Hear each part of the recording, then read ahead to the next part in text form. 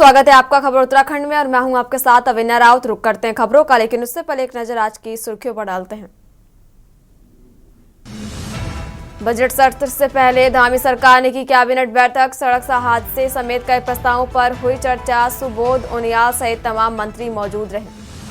27 फरवरी को पीएम मोदी का देवभूमि दौरा। सीएम पुष्कर सिंह धामी ने किया था अनुरोध। शीतकालीन प्रवास पर रहेंगे पीएम। यूसीसी को लेकर नैनीताल हाई कोर्ट में सुनवाई होगी आज। केंद्र राज्य सरकार को बनाया गया पक्षकार। यूसीसी के कई प्रावधानों को भी दी गई चुनौती। 38वें राष्ट्रीय खेल प्रतियोगिता में उत्तराखंड के प्रभात कुमार ने जीता gold medal. 1000 metre heat kayaking men's प्रतियोगिता में जीता गोल्ड मेडल। इस साल 30 अप्रैल से शुरू होगी चारधाम यात्रा। 1 महीने तक वीआईपी दर्शन पर रहेगी रोक। सुरक्षित और सुविधाजनक बनाने के लिए प्रशासन ने किया नई व्यवस्थाएं लागू। देहरादून के ओएनजीसी चौक पर भी सड़क हादसे में 3 युवतियां समेत 5 घायल। बेकाबू कार पेड़ से जा टकराई। आप देख रहे हैं के न्यूज, खबरों का सारथी। और अब बात करें देहरादून की, जहां सीएम धामी की अध्यक्षता में कैबिनेट बैठक होगी। कैबिनेट बैठक में कैबिनेट मंत्री गणेश जोशी, सुबोध उनियाल भी मौजूद रहेंगे। और देहरादून से आपको एक खबर बता रहे हैं, जहां सतपाल महाराज, प्रेमचंद अग्रवाल, सौरभ बहुगुणा भी इस बैठक में मौजूद रहेंगे। आगामी विधानसभा बजट सत्र को लेकर ये बैठक हुई। और देहरादून से आपको बड़ी जानकारी बता रहे, जहां सीएम धामी की अध्यक्षता में कैबिनेट बैठक हुई। कैबिनेट मंत्री गणेश जोशी, सुबोध उनियाल भी मौजूद रहे। सतपाल महाराज, प्रेमचंद अग्रवाल, सौरभ बहुगुणा भी मौजूद। आगामी विधानसभा बजट सत्र को लेकर हुई बैठक। सीएम धामी की अध्यक्षता में कैबिनेट बैठक हुई। देहरादून से आपको यह अहम जानकारी बता रहे हैं, जहां कैबिनेट मंत्री गणेश जोशी, सुबोध उनियाल भी मौजूद रहे। सतपाल महाराज, प्रेमचंद अग्रवाल, सौरभ बहुगुणा भी मौजूद। आगामी विधानसभा बजट सत्र को लेकर हुई बैठक।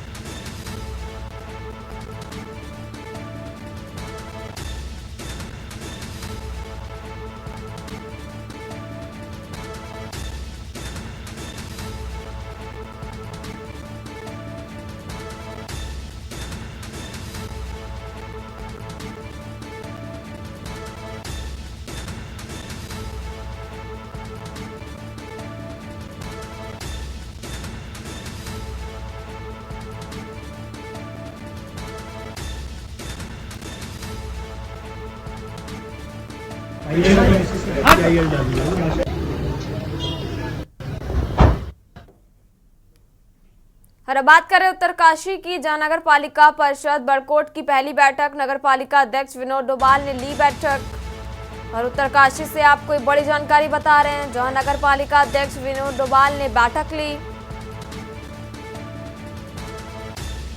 नगर के विकास के लिए हमारा बोर्ड अच्छे निर्णय लेगा।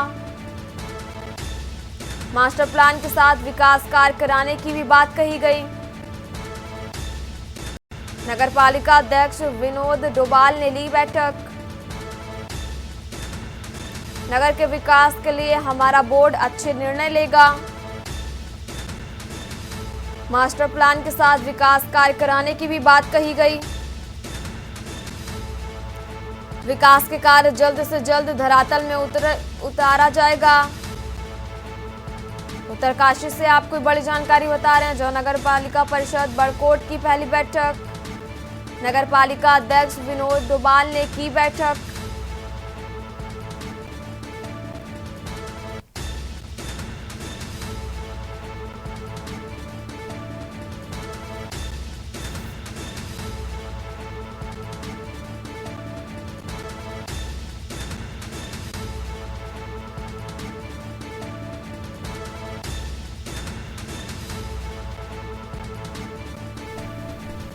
इसमें सबसे पहले हमने बोर्ड बैठक में एक तो मास्टर प्लान का प्रस्ताव रखा है और उसके सर्वे की जो टेंडर है उसे बहुत जल्दी हम करवाएंगे। और दूसरा है कि नगर पालिका क्षेत्र के अंदर जो सोच के साथ हमारे पूर्वजों ने उत्तराखंड की मांग करी थी, भू कानून और मूल निवास, इसकी जैसे संरचना है, इससे जैसे नियम है, वो हम अपनी नगर पालिका के अंदर लागू करेंगे। तीसरा कि इस नगर पालिका की क्षेत्र में सारा आबादी है, यहाँ खेती बाड़ी तो होती नहीं है, तो उसके लिए संपूर्ण नगर पालिका की जो भूमि है उसे 143 का प्रस्ताव भी लाया है। तिलाड़ी जो शहीद स्मारक है हमारा, वहाँ पे काफ़ी तादाद में ज़मीन भी उपलब्ध है, उसके लिए one time flood protection work का प्रस्ताव लेके आए हैं। विकासनगर से जहां डाक पत्थर में लगे सोलर प्लांट की कर्मियों का कंपनी ने शोषण किए जाने का आरोप लगाते हुए आज बेरोजगार संघ के अध्यक्ष बॉबी पवार ने पीड़ित कर्मचारियों के पक्ष में आंदोलन छेड़ दिया है, जिसके कारण सोलर प्लांट का शटडाउन करते हुए प्लांट के मुख्य गेट पर तालाबंदी भी कर दी गई। बॉबी पवार की अगुवाई में समर्थकों और सोलर प्लांट के कर्मियों ने प्लांट के बाहर जमकर नारेबाजी करते हुए प्रदर्शन कर धरना दिया और अनिश्चितकालीन के लिए तालाबंदी कर दी, जिनको समझाने के लिए कोतवाली, विकासनगर और थाना कालसी पुलिस मौके पर पहुंची और आक्रोशित लोगों को समझाने का प्रयास भी किया, लेकिन प्रदर्शनकारी लोग नहीं माने। इस दौरान पीड़ित कर्मचारियों ने आरोप लगाया कि कंपनी लंबे समय से उनका शोषण करती चली आ रही और आवाज उठाने पर उन्हें बाहर का रास्ता दिखाते हुए झूठे मुकदमे में फंसाने की धमकी भी दी जा रही है।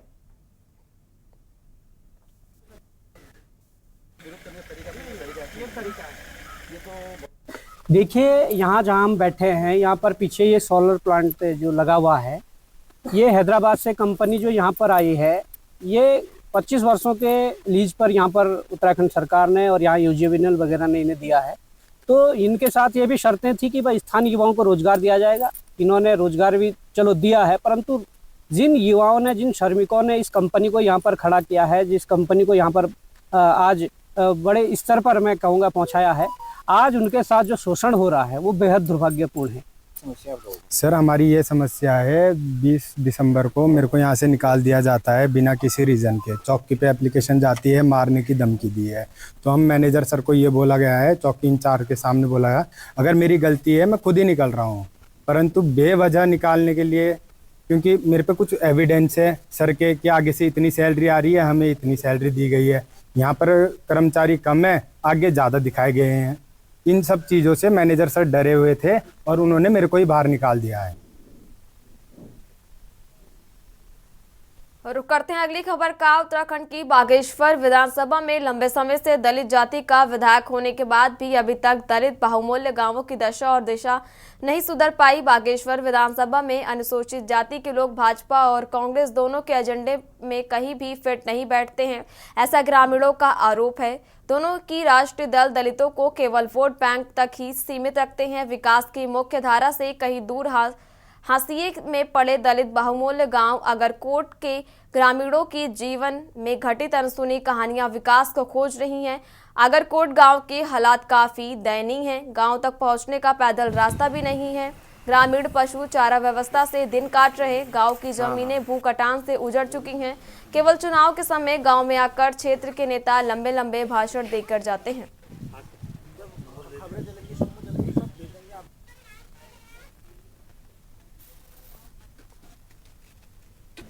हमें यहाँ से काफ़ी दूर स्कूल जाना पड़ता है। हमारे गांव में रोड नहीं है और हमें इन चीज़ों से बहुत परेशानी होती है जाने के लिए। कभी बारिश आ जाती, कभी एक तो पुल भी नहीं है और पुल ना होने की वजह से हम स्कूल भी नहीं जा पाते। कई दिन हमारा स्कूल का हर्जा हो जाता है और हमारे यहाँ रोड की बहुत समस्या है, जो कि हमें रोड नहीं मिल पा रही है, न पुल बन पा रहा है। कई सालों से पुल भी नहीं है।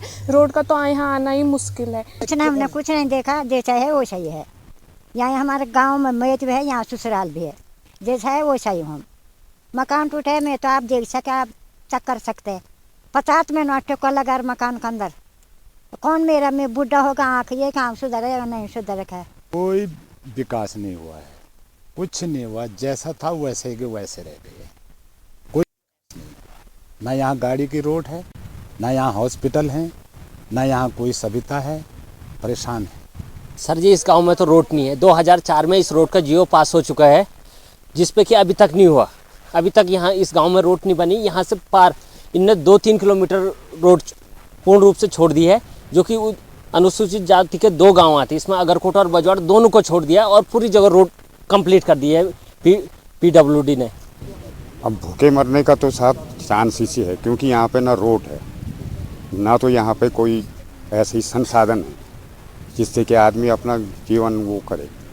मगर यहाँ काफ़ी पहले भूतपूर्व सांसद श्री टमटा जी, राम प्रसाद टमटा जी ने जो रोड यहाँ पे बिनातोली टू बजवाड़ थी, जो रोड, इस रोड का इन लोगों ने बीच कहाँ पे गमन किया। हमारा जो बिनातोली में बोर्ड लगा हुआ था, बोर्ड तक ही हटा दिया वहाँ से। एक हमारे एससी गांव है हमारा पूरा, 60 परिवार यहाँ पे रहते हैं, लगभग 500 यहाँ पे मवासे हैं, 500 पब्लिक है यहाँ पे, और इतने वहाँ पे इतना खर्च कर रहे हैं गवर्नमेंट, हमारे यहाँ के लिए सर इतना खर्चा भी नहीं कर पाए हैं। धिक्कार इस गवर्नमेंट से जो हम 20 साल से देख रहे हैं और 20 साल से इनका साथ कर रहे हैं। मैं खुद बीजेपी का कैंडिडेट हूँ।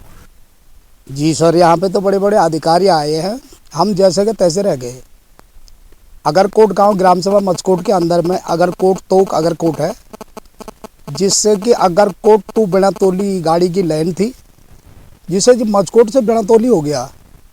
मैं एक 100% विकलांग आदमी हूँ, मेरे को पीठ में यहाँ से 2 किलोमीटर 2.5 किलोमीटर रोड में चढ़ना पड़ता है और मैं आने जाने से बहुत असमर्थ हूँ।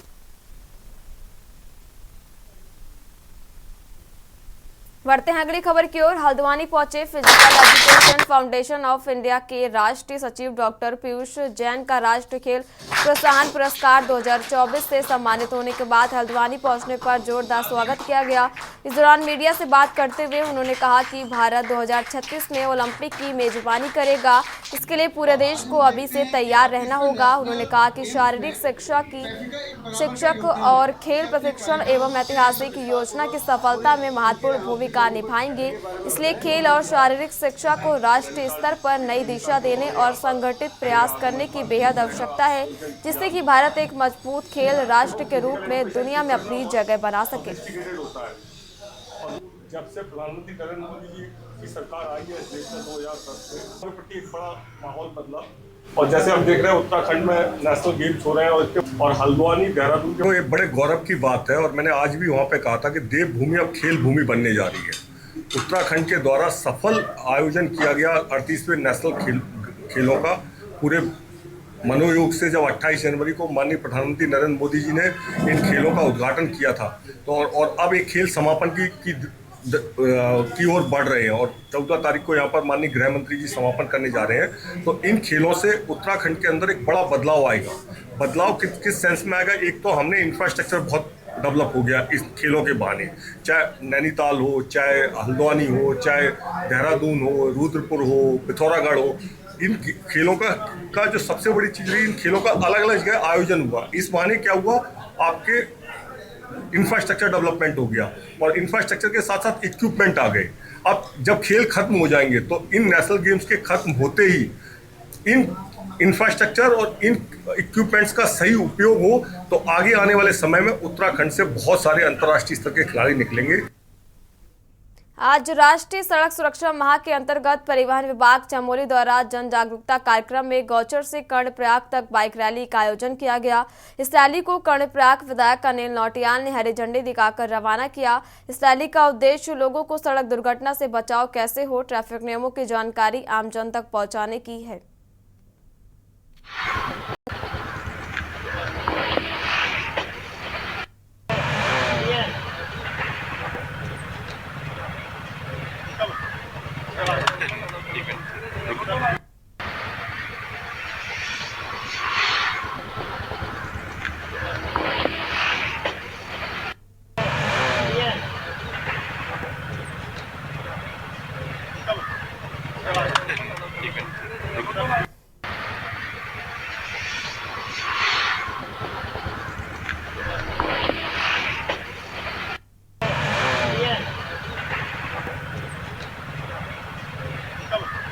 सड़क सुरक्षा अभियान के तहत आज गौचर में भी बाइक रैली यहाँ पर निकाली गई है और निश्चित रूप से मैं समझता हूँ कि ये अभूतपूर्व अभियान जो हमारा चलाया जा रहा है जनपद चमोली के अंदर भी, उससे हम लोग वाहन चालकों को जागरूक करने का प्रयास कर रहे हैं। चाहे वो वाहन हमारा बाइक हो, स्कूटी हो, गाड़ियाँ हों, सभी प्रकार के वाहन चालकों को जागरूक किया जा रहा है कि हम लोग सुरक्षा की दृष्टि को ध्यान में रखते हुए वाहन का संचालन करें, उनको चलाएं। और निश्चित रूप से मैं समझता हूँ कि इस प्रकार के जन जागरण विद्यालयों में हों और सार्वजनिक स्थानों में हों, निरंतर चलाए जाने चाहिए ताकि हम स्वयं की सुरक्षा के लिए अवश्य विचार करें। आज हम बाइक रैली निकाले पब्लिक को अवेयर करने के लिए गोचर से गणपति तक। तो माननीय विधायक जी द्वारा बाइक रैली को हरी झंडी दिखाकर विदा किया गया और इससे जनता की पब्लिक ज़्यादा से ज़्यादा अवेयर हो, जनहानि कम से कम हो।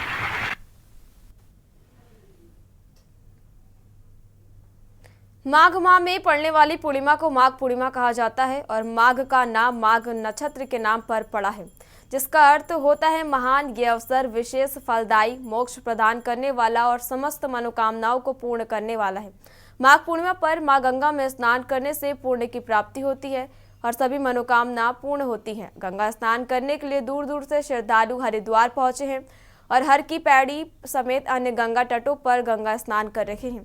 ऐसी मान्यता है कि माघ पूर्णिमा पर गंगा स्नान करने से सभी मनोकामनाएं पूरी होती हैं और पितरों को का भी आशीर्वाद मिलता है।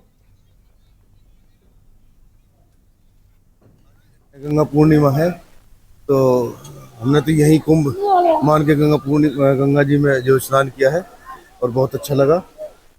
कुंभ जा नहीं सके इसलिए जो गंगा स्नान करने यहीं पे किसी को कुंभ मान लिया हमने और गेट नोएडा से आए हैं सुबह सुबह स्नान करने के लिए, माँ के आशीर्वाद के लिए। तो मुझे भी एक ज़ील थी कि मैं आऊं और स्नान करूं।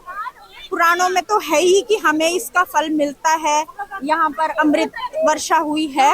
अभी बहुत ज़्यादा रिलीजियस को डीपली मैंने नॉलेज, मतलब मेरी इतना मैंने शास्त्र नहीं पढ़े हैं, हालांकि I am a spiritual person. तो बस मैं भी यही चाहती थी कि मैं इस चीज़ को मैं भी फील करूं, रियलाइज करूं, यहाँ की एनर्जी लूं। It was all basically about, for me it was about energy. पूरे माघ मास का जिस प्रकार से नियम है वो पूर्णमासी पर भी लागू होता है। एक तो सूर्योदय से पूर्व का अमृत स्नान करें, चाहे आप संगम पर करें अथवा जितने भी कुंभ क्षेत्र हैं उन पर। ये भी उपलब्ध ना हो तो गंगा का ध्यान करते हुए, सरस्वती का ध्यान करते हुए, यमुना जी का ध्यान करते हुए घर पर भी स्नान करें, परंतु सूर्योदय से 1 घंटा पूर्व के अंदर स्नान कर लें, मौन रहकर स्नान करें।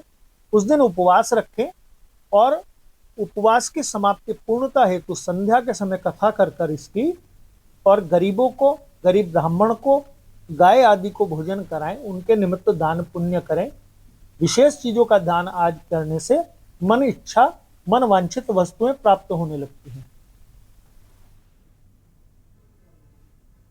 जनपद पौड़ी में नशे के खिलाफ चलाए जा रहे अभियान के तहत कोटद्वार में एनडीपीएस के पिछले 1 माह में पुलिस ने 1 दर्जन मुकदमे दर्ज कर आरोपियों को जेल भेजा है। पुलिस क्षेत्राधिकारी कोटद्वार निहारिका सेमवाल ने जानकारी देते हुए बताया कि पुलिस लगातार नशा तस्करों के खिलाफ अभियान चला रही है और उनके खिलाफ कड़ी कार्रवाई की जा रही है। साथ ही उन्होंने बताया कि मुख्यमंत्री के ड्रग्स फ्री उत्तराखंड अभियान का सख्ती से पालन कराया जा रहा है।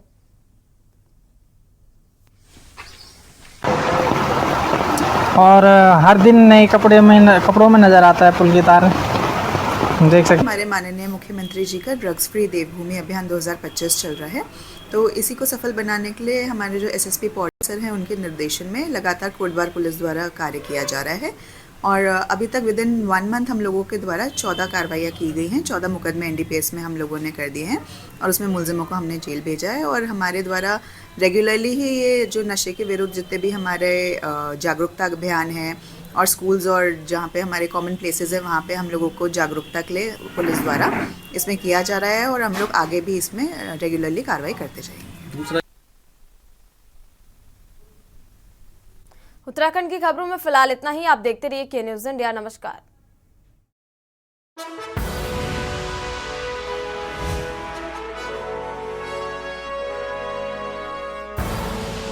आप देख रहे हैं के न्यूज़, खबरों का सारथी।